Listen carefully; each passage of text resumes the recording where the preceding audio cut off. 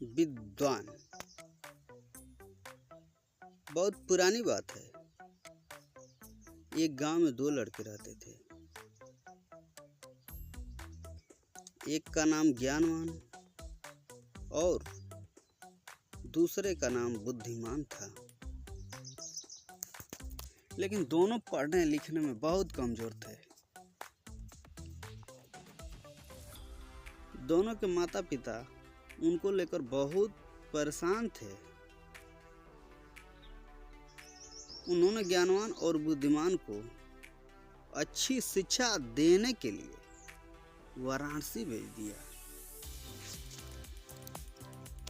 ज्ञानवान और बुद्धिमान ने वाराणसी में कुछ वर्ष रहकर अध्ययन किया। अब दोनों ही अच्छी शिक्षा ग्रहण कर विद्वान हो चुके थे। विद्वान होने के साथ ही उनमें इस बात का घमंड भी आ गया था कि वे बहुत विद्वान हैं।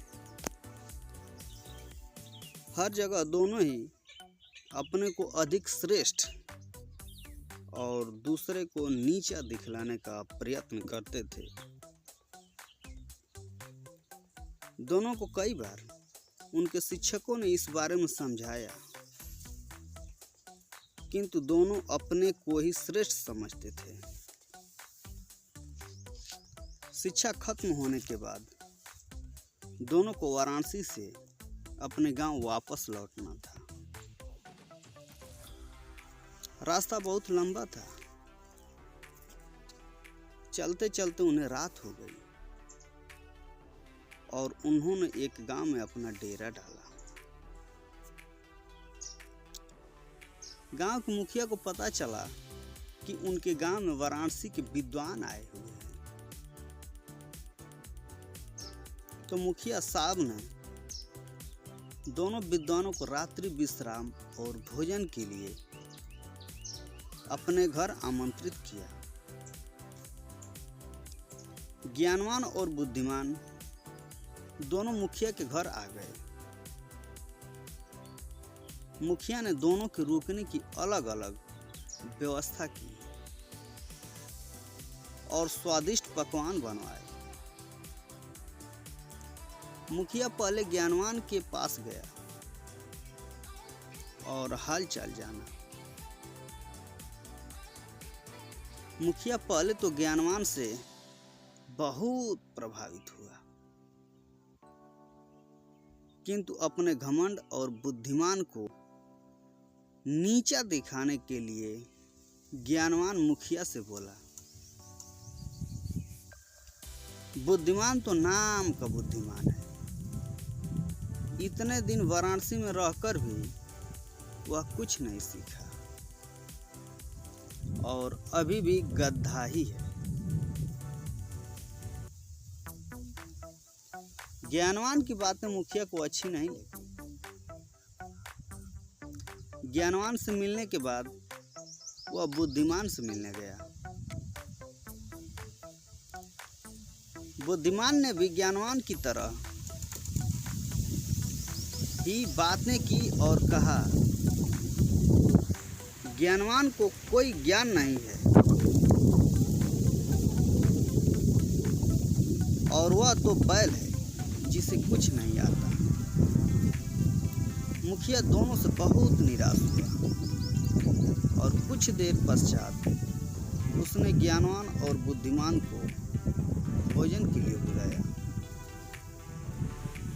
दोनों भोजन के लिए आए और जब दोनों को थालियां परोसी गई तो थाली में घास और भूसा था। थालियां देखकर दोनों मुखिया पर बहुत क्रोधित हुए।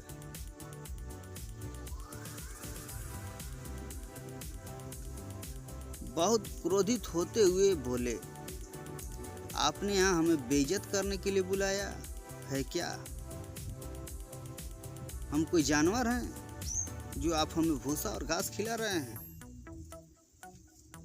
मुखिया ने हाथ जोड़कर बोला, मान्यवर, आप विद्वान हैं और मेरे मेहमान हैं। मेरा उद्देश्य आपको बेइज्जत करना नहीं है। आप दोनों ही विद्वान होकर एक दूसरे को बैल और गधा बोल रहे थे। इसीलिए बैल और गधे का जो भोजन पसंद है, मैंने आपको भी वही भोजन परोस दिया। मुखिया की बात सुनकर ज्ञानवान और बुद्धिमान को अपनी गलती का एहसास हुआ और दोनों ने एक दूसरे से क्षमा मांगी और मुखिया को धन्यवाद दिया।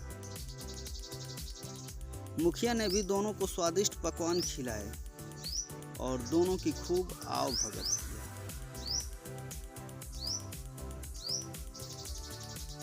शिक्षा। कोई कितना ही बड़ा विद्वान क्यों न हो जाए, अगर दूसरे को नीचा दिखलाने का प्रयत्न करता है तो उसे भी नीचा देखना पड़ता है। उम्मीद करता हूँ कि यह कहानी आपको जरूर अच्छी लगी होगी। ऐसे ही और कहानियों को पाने के लिए चैनल को लाइक, सब्सक्राइब और शेयर करें। आपका कीमती समय देने के लिए दिल से शुक्रिया।